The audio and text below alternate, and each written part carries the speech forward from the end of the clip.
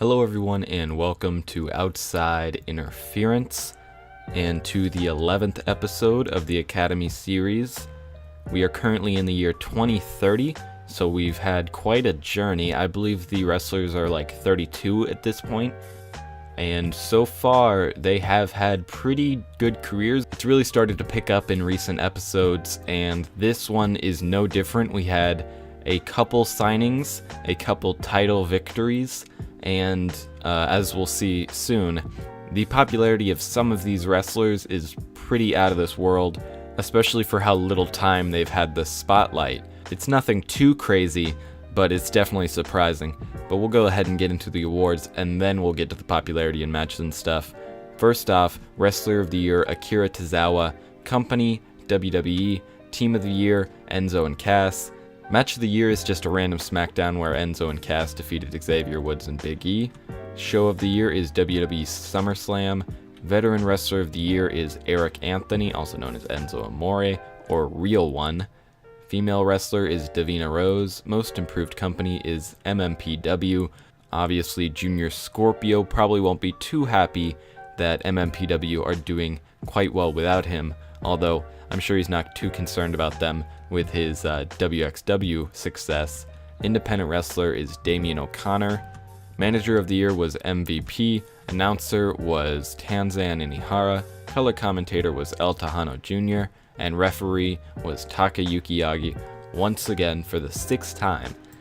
Going on to the male, Jado and Joey Ryan stepped down and were removed as Booker/CEO of their respective companies, and I know that with both of those companies we had graduates leave and or get fired, so I'm sure that they were pretty happy at this news, although I can't see either of them going back. I think it was French Sensation and Junior Scorpio, although it might have been Two-Face, I don't really know. But in lighter news, Progress signed Walter Wall. So finally, Walter Wall gets that contract. I was more so expecting him to get signed by a smaller indie, but seeing as Progress is the second biggest company in the British Isles, that is certainly a good first signing for Walter Wall, and we'll see how he's done in his debut year. Sam Barron is now able to work in all game areas. Tiger Dream signed another contract with SCWL, so she is just continuing her rise, I suppose. But I guess I spoke too soon, as she sustained a partial MCL tear in July, so she should be back by now, and if not, it probably will be very soon. Brogan Bennett signed with GWG, so we might see her versus Tiger Dream in the near future, assuming Tiger Dream is back from her injury by now. Dragon Fist extended their contract with PWG, and that is gonna do it for the news. We'll go ahead and move on to the matches/popularity. And before we do get in the matches, I just want to look at the popularity. Alex Runnels obviously hasn't been signed, so his popularity is pretty limited. Same with Brogan Bennett. GWG is the only thing that's really given her any popularity. Dragon Fist, like I said, very surprising. He's only been signed for like 2 years and he already has 40s across the continental United States, excluding the Southwest and the Tri-State, and then obviously the islands. But working in PWG has done wonders for him, certainly. I don't think he's improved rapidly in the ring. He has definitely improved since being signed by PWG. Not as much as you might think, considering he's now a mid-carder. I think that's mainly because he's gotten super over, which is probably helped by the fact that he is one half of the current tag team champions in PWG. Next up, Frank Youngblood, 25s across the United States, and in Europe he has 19s across the board, so he's more over in the United States. That's pretty much expected, considering that NXT has a bigger presence than any company he's worked for before. But he is now an upper mid-carder, so he's kind of working towards the title scene, which is very good for him. French Sensation, currently a lower mid-carder in C4. He's a little more over in the United States than Canada, but it's pretty much 17s all around. Moving on to Jacob Wolf, pretty much 29s everywhere. He is currently signed to ILO and CWI as an upper mid-carder and mid-carder respectively, still holding on to that CWI Tag Championship. Junior Scorpio, 46 to 47, and in Europe he has close to a 50 So some very good popularity by Junior Scorpio. For some reason, he's only an upper mid-carder in WXW now, which is surprising to say the least, considering that he's pretty much halved his Power 500 ranking. He was like 270 last year, and now he's up to 127, but they moved him down the card. I'm sure he'll be back in the main event scene soon enough, if he isn't already, and that's just a weird error. But regardless, he's super over compared to most of the people in this save. Sam Barron, no popularity. That's to be expected. 14s all around for Tiger Dream, like 20s to 18s to 20s all around for Two-Face, and Walter Wall has pretty much a 20s everywhere. So that does it for the popularity. Now to the relationships. Alex Reynolds is lacking any relationships, same with Brogan Bennett. Gregory Sharp and Dragon Fist are a tag team, and I'm assuming that's the PWG Tag Championship he won.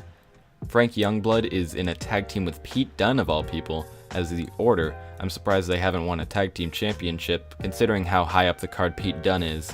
French Sensation hates, or he doesn't hate Joey Ryan, but he has a strong dislike of Joey Ryan, and he has a tag team with Chris Voros. Jacob Wolf has 2 tag teams with Shane Saw and Brad Smith. Junior Scorpio has a strong dislike of Jado, I guess that was the booker for MMPW, and he has a tag team with Tenqua. Sam Barron, none. Tiger Dream, none. Two-Face, hatred of Cat Power and a strong dislike of Shane Douglas, with a tag team with Steve Blackwell. And I looked into this. I cannot find why he hates Cat Power. I guess it might be the result of meddling from other people, because there's no like news articles talking about tension between the two, which normally there is. But also don't know why he doesn't like Shane Douglas. But Two-Face has been making enemies his entire career. We'll see if that continues on now that he's in C4.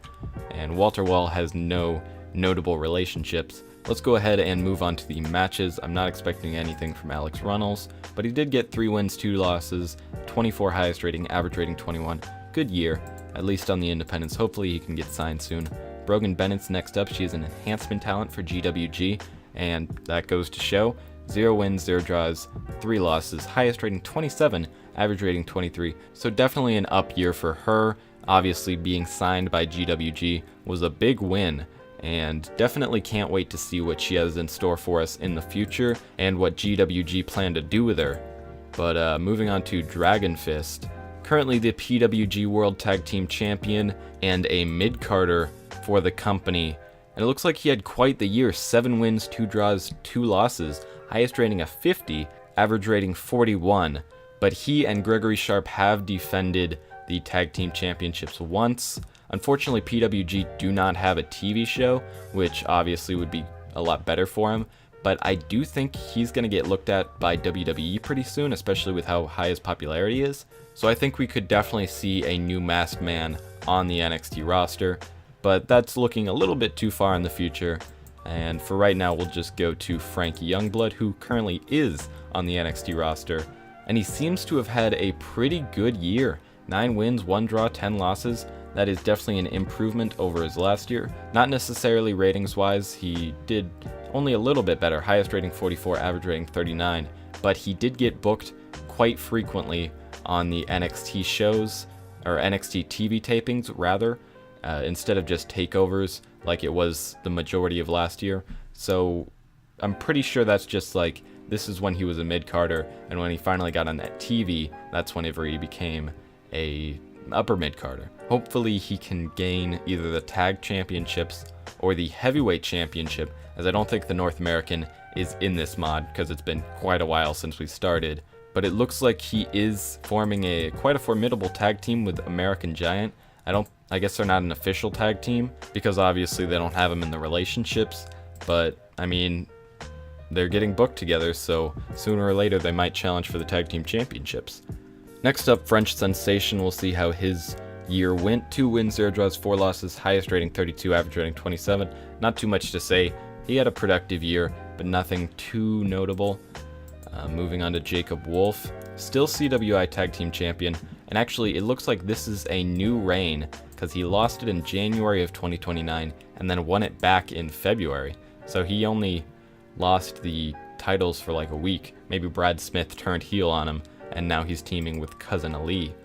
But pretty good year. 10 wins, 0 draws, 12 losses, highest rating 42, average rating 28. You can definitely see a gradual improvement in his ratings, especially right here. It looks like he was in a pretty good program for the North American heavyweight title, along with the CWI Big Gold Belt and his current tag team championship. So it seems like he's kind of trying to be a bit of a belt collector here. Obviously it's not working out great for him, but he is getting a lot of challenges, and hopefully he'll be able to claim more than just the tag team championship, maybe move on to the top contender, because he has gotten quite a few shots at that, or the North American heavyweight title, because he has gotten quite a few shots at that as well. Moving on to Junior Scorpio, the franchise player of the Academy, at least this season, and he had a massive year. 22 wins, 0 draws, 16 losses. He barely missed a single shotgun this entire year, and unfortunately he was not able to gain the World Wrestling title. Even though he did win the WXW 16 karat gold tournament, he wasn't able to capitalize on that win.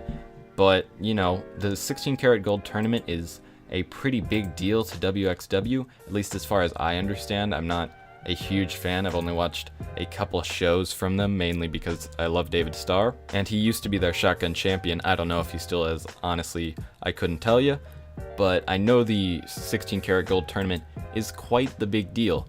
Moving on to Sam Barron, who not expecting to have really any matches, and he didn't. Hopefully he can get signed, because otherwise I don't see his career going anywhere. I guess that's kind of true for any career or any of the graduates, but it looks like Tiger Dream had 2 shots at the GWG #1 contender title against Jessica Troy, and the rest of her year consisted of 3 wins, 0 draws, 8 losses, highest rating 34, average rating 28. Hopefully she can gain that title next year, but for now she is just a contender for the contender title, which is kind of weird. Moving on to Two-Face, 1 win, 0 draws, 3 losses. You would think that he would have gotten injured or something, because he was really not booked at all, but it didn't tell me that he was injured, so I suppose that C4 just kind of soured on him. Maybe Joey Ryan got in their ear or something. Let's hope that's not the case, because I, of course, really like Two-Face, and I really want to see him succeed. He has the popularity and he has the skill. Highest rating 38, average rating 34. Let's just hope he gets a better contract soon enough, or at least another contract like he had with Smash before Joey Ryan went and screwed it all up. Last but not least, Walter Wall, currently a lower mid-carder in progress, which is pretty great for his first year, honestly.